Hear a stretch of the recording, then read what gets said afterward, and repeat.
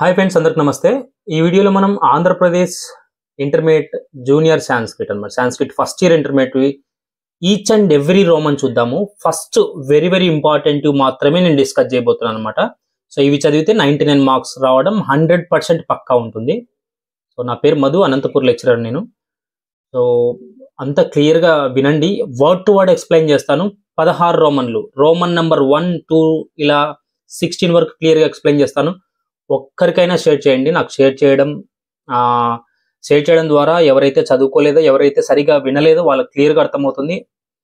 So వాళ్ళు కూడా మంచి మార్క్స్ తెచ్చుకుంటారు. దయచేసి ఒక్కరైనా షేర్ చేయండి, లైక్ చేయండి, సపోర్ట్ చేయండి. ఓకే, సో ఫస్ట్ అయితే మనం intermediate first year Sanskrit already మనకి పబ్లిక్ ఎగ్జామ్ దగ్గరలో ఉన్నాయి, మార్చి 1వ తారీఖు నుంచి అని చెప్పారు. సో కాబట్టి మనం క్లియర్గా మైండ్ కట్తో చదవాలి. మనం ఎంత చదివామన్నది కాదు, ఎలా ప్రజెంట్ చేస్తున్నాం అనేది ఇంపార్టెంట్. ఏమి చదువుతున్నాం అనేది కూడా చాలా ఇంపార్టెంట్ అనమాట. ఏవేవో చదువుతూ ఉంటారు, అలా కాదు. ఒక పర్టికులర్ వే చదివి నేను ఎలా రాయాలి అనేది కూడా క్లియర్గా చెప్తాను. మంచి మార్క్స్ 99 మార్క్స్ ఎలా తెచ్చుకోవాలి కూడా మళ్ళీ వీడియోస్లో ఎక్స్ప్లెయిన్ చేస్తాను. చూస్తున్నానండి, 3OK6600. సో ఇప్పుడైతే స్టార్ట్ చేద్దాం. సో ఫస్ట్ అయితే మీరు ఒక్కసారి మోడల్ పేపర్ చూద్దాం. పబ్లిక్ మోడల్ పేపర్ అనమాట, ఇది పబ్లిక్ వచ్చిన పేపర్.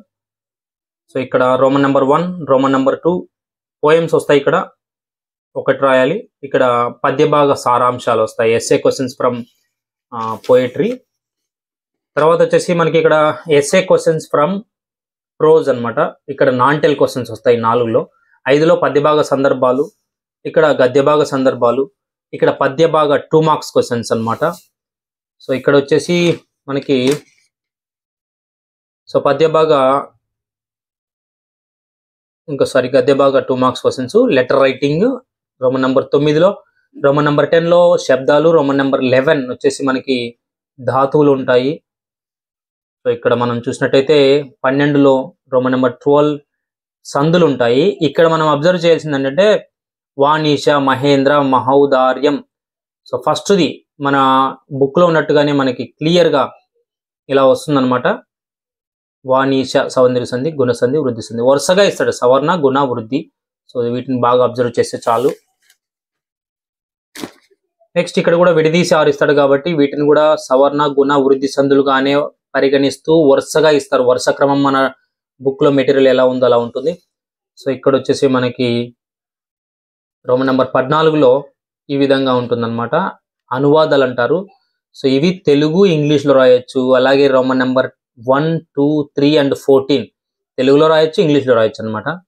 సో 15 వచ్చేసి పద్య భాగ 1 మార్క్స్ క్వశ్చన్స్, 16 వచ్చేసి గద్య భాగ 1 మార్క్స్ క్వశ్చన్స్. ఫ్రెండ్స్ ఇది మన మోడల్ పేపర్ అన్నమాట, పబ్లిక్ మోడల్ పేపర్. ఎక్కువ మోడల్ పేపర్ చూడడం చాలా మంచిది. సో నెక్స్ట్ వీడియోలో నాది రోమన్ నెంబర్ 1 నుంచి 16 వరకు క్లియర్గా ఎక్స్ప్లెయిన్ చేస్తున్నాను. ఖచ్చితంగా మిస్ కాకుండా చూడండి, క్లియర్గా చూడండి.